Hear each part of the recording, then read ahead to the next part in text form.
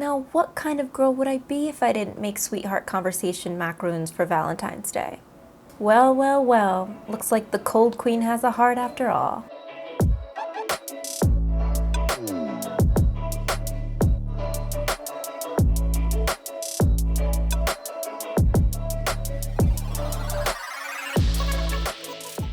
Hi, I'm Kim and welcome to this episode of Macaronomics. Today I'm going to be teaching you how to make conversation heart French macaroons in 3 different ways. I'm going to teach you how to airbrush them, how to stamp them, and how to draw on them with edible marker. I know this new generation has their own slang, but we're going to stick with the classic flirtatious messages. We're also going to be covering the divide and color method for this batter as well. And the link so you can print and download my heart template is in the caption below. Hold on to your hats. This is going to be a lot. Let's get started. Okay, let's just get right to it because we have a lot to cover and little time to waste. So start by adding your egg whites, cream of tartar, and salt to a bowl of a stand mixer or a bowl with a hand mixer.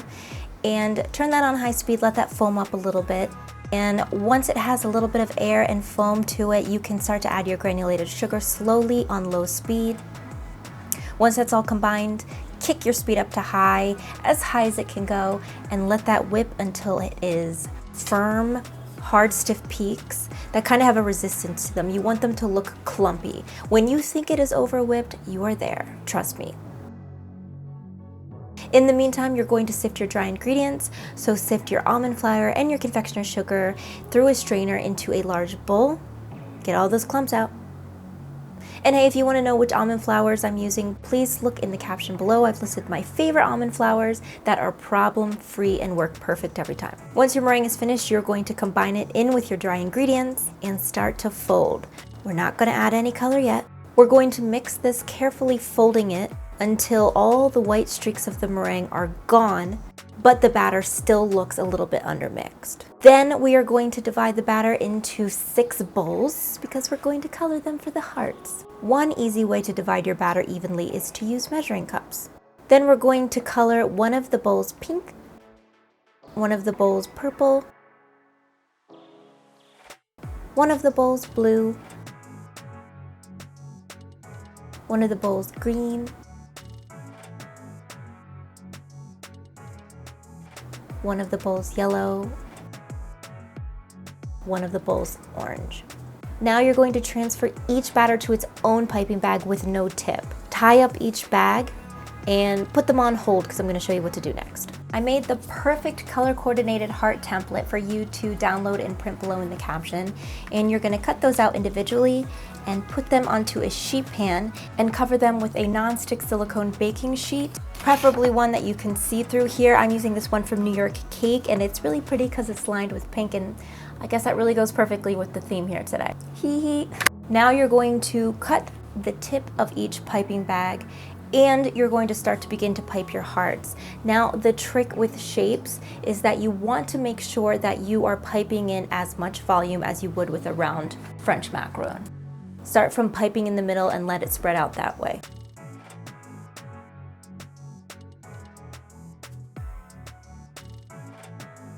Who actually likes candy hearts? When I was younger, I didn't much care for them. But as I got older, I don't really mind their chalky, sweet goodness taste that threatens the structure of my teeth every time I bite down. I'm the kind of gal that likes adventure. Will all my teeth still be there when I'm finished eating these candy?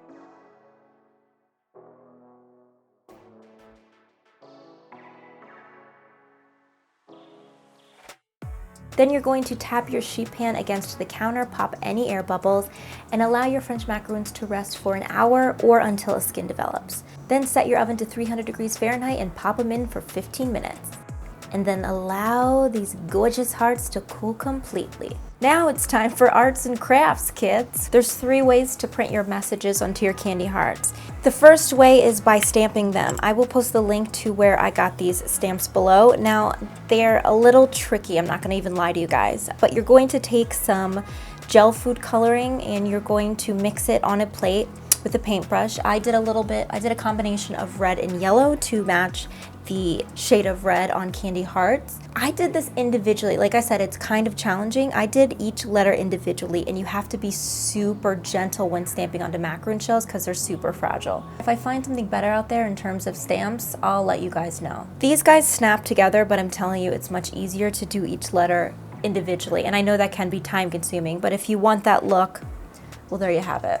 The second way to print messages onto your macaron shells is to use edible markers. If you have horrendous handwriting like I do, you'd probably want to skip this step altogether. But I'm going to show you how to do it in the meantime. Gently scribble your word onto each shell.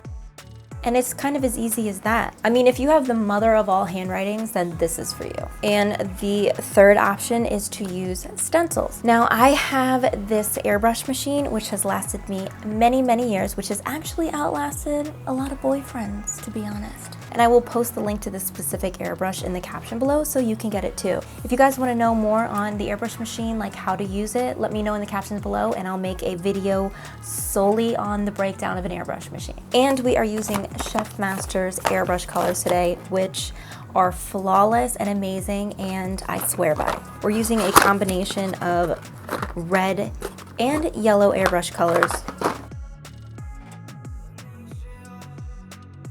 So turn on your airbrush machine. Oh, it scares me every time. And then you're going to put about a drop of the red in and a drop of the yellow. And you could take a little toothpick and mix it up or just give it a little swirl so they combine. And then you're going to take your first stencil. You're going to hold it, put it where you want on the French macaron shell. Leave it. And then you're going to spray perpendicular straight up and down.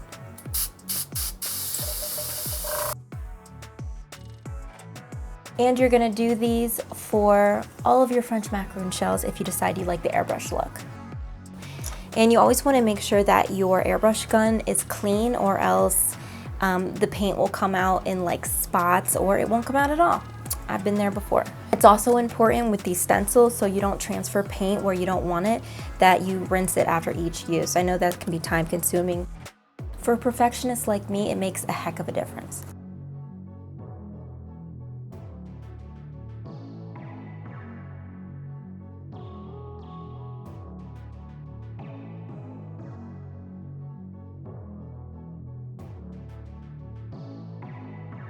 Then when you're finished, let these dry completely and give your airbrush gun a good clean.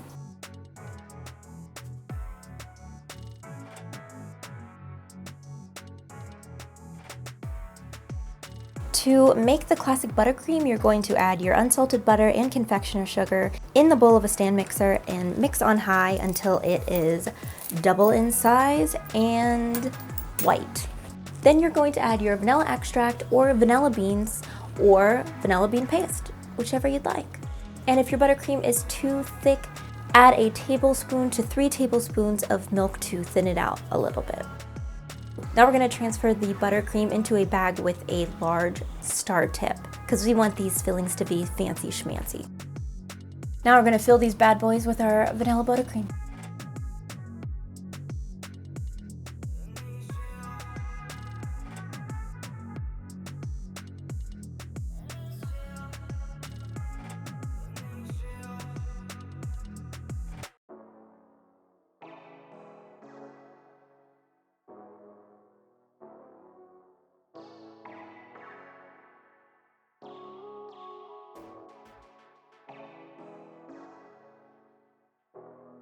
Can we go back to the days of exchanging notes and candy messages? Please?